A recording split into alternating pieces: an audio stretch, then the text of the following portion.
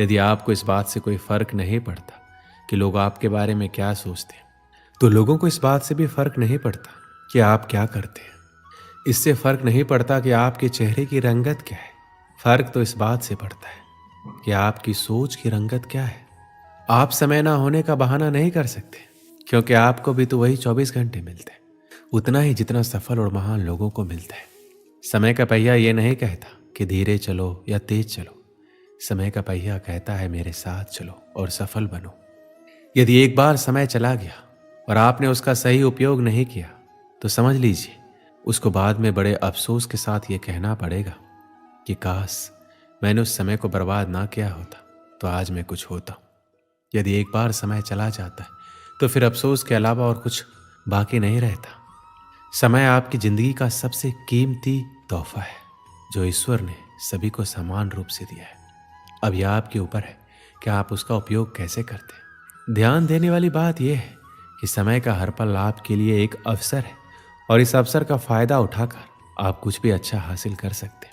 यदि आप हर पल का सही उपयोग कर पाते हैं तो आपको सफलता की ऊंचाइयों को छूने से कोई नहीं रोक सकता। यदि आप नदी की तरह बहते हुए समय का उपयोग नहीं कर पाए, तो एक समय ऐसा आएगा जब आपको ना चाहकर भी कहना पड़ेगा कि काश मैं उस समय वो काम कर लिया होता, काश मैं अपने जीवन के प्रति उस समय सचेत होता। कहीं आपके जीवन में ऐसा तो नहीं हो रहा, कहीं आपके जीवन के समय रूपी खेत की लहराती फसल को कोई चिड़ियां तो नहीं चुग रही। अगर ऐसा है तो उस चिड़ियों को तुरंत उड़ा दीजिए और बचा लीजिए अपने फसल को, बचा लीजिए अपने खुशी भरे जीवन को। वरना एक ही वाक्य आप जीवन भर दोहराते रहेंगे कि काश मैंने उस समय ये थे, जो काम आज हो सकता है उसे कल पर टाल देते, और कल आने पर परसों। इसी तरह समय बीतता जाता है और एक एक दिन के साथ हमारे कामों का बोझ बढ़ता जाता है।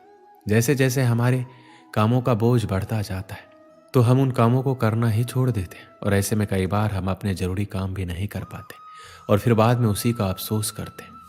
अपने आलस को अपनी जिंदगी से दूर रखें और उस काम को आज ही निपटा लें, कल पर ना छोड़ें। एक समय की बात है, एक राजा एक दिन अपने राज्य के भ्रमण पर निकलता है। कुछ दूर टहलते हुए जाता है कि उसे